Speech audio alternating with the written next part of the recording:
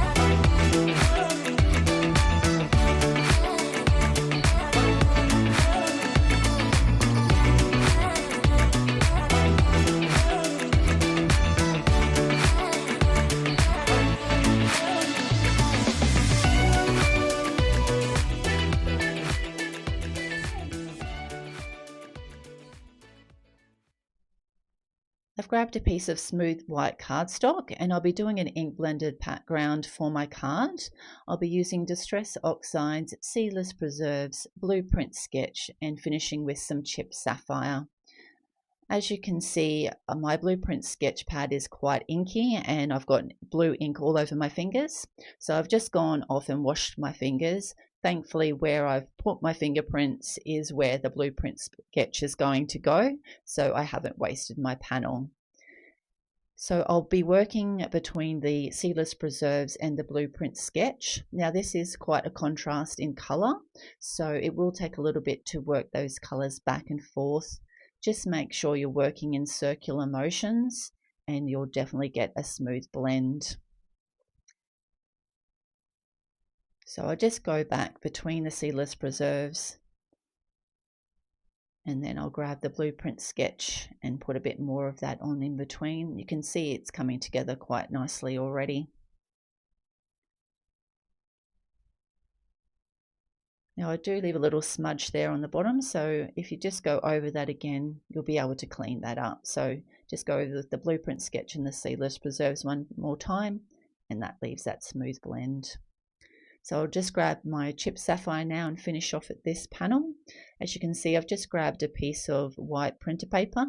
I just keep these on hand and just use them to make sure you don't get any fingerprints on your ink blended panel. It seems to work really well. So it's going to be a bit easier to go between these colors because they're quite similar. So this won't take as much time to go as the Seedless Preserves and the Blueprint sketch did.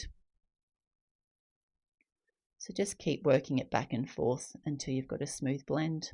I think we need a bit more chipped sapphire. And then we'll just finish off again with a little bit more Blueprint sketch.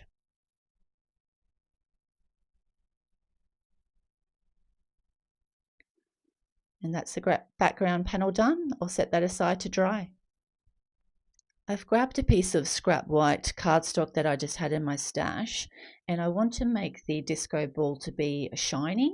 So I thought the best way to do that is to grab my Nuvo Glimmer Moonstone shimmer paste and just scrape a small amount onto this white cardstock, just in a very thin layer. And then once that dries, I'll be able to cut the disco ball from that, and it'll be a nice shimmering shiny disco ball.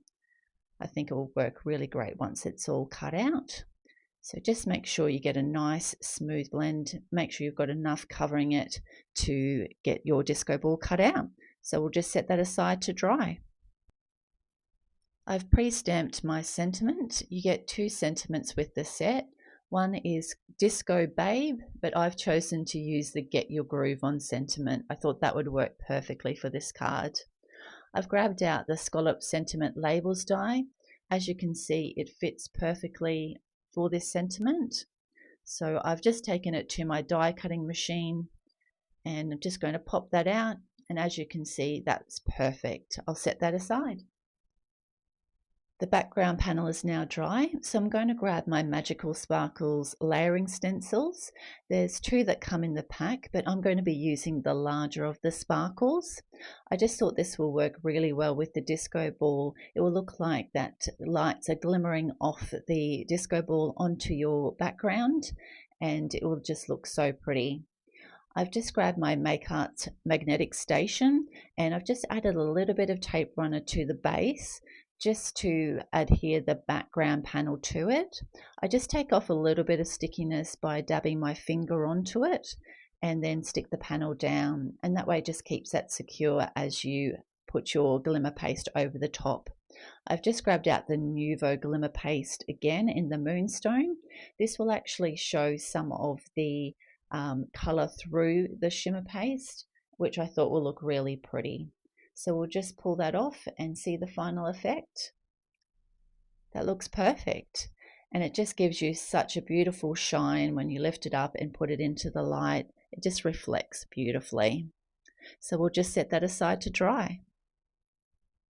My white scrap cardstock with the Moonstone shimmer paste that I put on before is now dry. So I've just grabbed my disco ball and we'll just tape that down and take it over to the die cutting machine to cut out our disco ball. So we'll just release that from the die. And as you can see, it just gives a beautiful shine with that Moonstone shimmer paste on it. It'll be perfect once it goes onto the card, so I'll set that aside. My background panel is just a little bit longer than what I'm wanting. It's perfect either side, but I just want to trim up the bottom and the top just to make it the perfect size for my card. I've just grabbed out my trimmer and I'll just trim the top and the bottom just up to the top of where the sparkles start. So give that a trim and turn that around and just do the same for the bottom. And I'll just set that aside. I was inspired by Samantha from the La La Land's craft team, who had used these arch dies to create some dimension in her cards. I thought that that would work perfectly with the scene that I was wanting to create, a kind of disco room where I could put the disco ball kind of tucked underneath that arch, so that way I can prop up the frame and then just set the actual arch back onto the card base. So I have that arch cut out now. So we're going to grab our card base. I've decided to do a black card base, and I'm going to be sticking the actual arch directly to the front of the card base. So in order to line that up to the center of the card, I'm going to just put on the frame as centered as possible on the card front and use that as my guide to stick down the actual arch. So just grab some removable tape and make sure you stick it to the sides, not to where you're going to glue your arch down like I just did. So stick a few down there, and then we'll just stick that arch in the middle. Make sure you pop plenty of glue on to make sure that sticks down nicely. Now when you're sticking it down in place, just make sure that you're not putting any glue onto the frame. So just give that a gentle press down and then slowly remove that frame out of the way and give that a good press, and that's ready to go.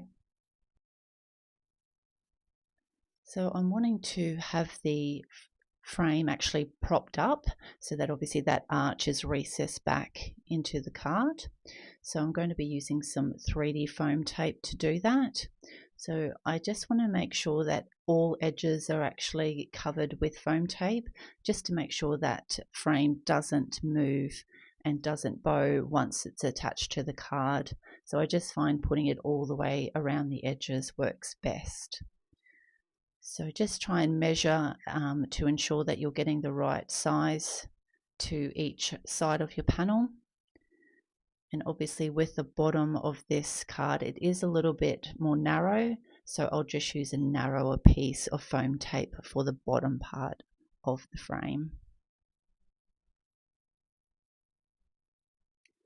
You may have worked with that larger one, but I just want to ensure that that foam tape doesn't show once this panel is attached to the front.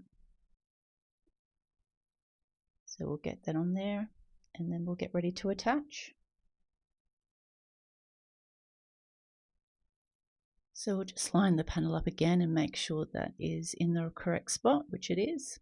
So what I like to do is just fold back part of the actual release paper, so that way when you're actually attaching it to the card front, you've got a little bit of room if you placed in the wrong place before actually sticking down all the actual foam tape.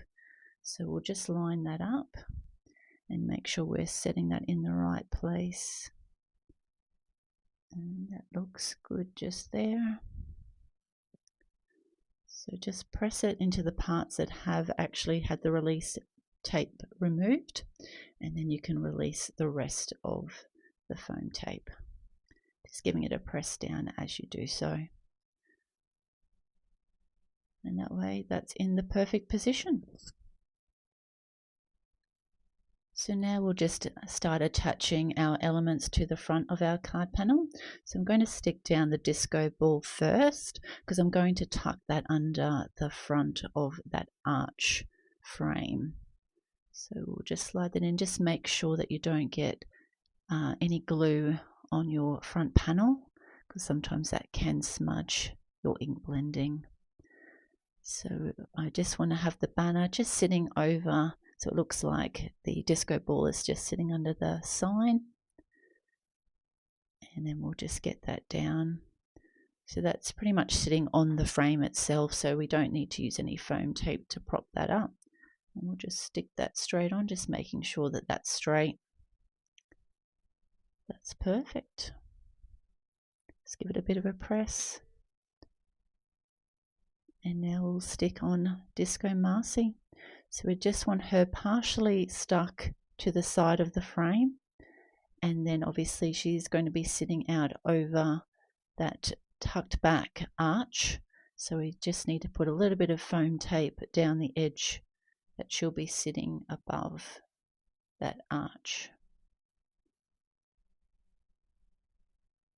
So just put it in a few places down that side, and then we'll just put a little bit of glue where she'll be actually sitting on that frame, and we'll get her attached to the front of the card.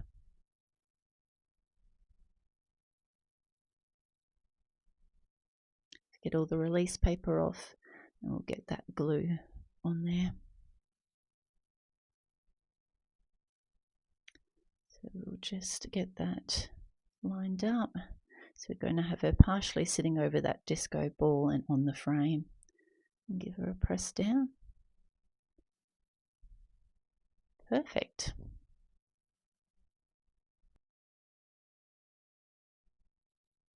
So this is the finished card for this week. I've had so much fun colouring up Disco Marci, and this card turned out exactly as I had envisioned it. I can't wait to see what you create with her as well. Thanks so much for joining me today, and if you've liked this video, please click the like button and leave a comment. And if you want to see future videos from La La Land Crafts, be sure to hit the subscribe button. Hope you have an amazing week. Bye for now.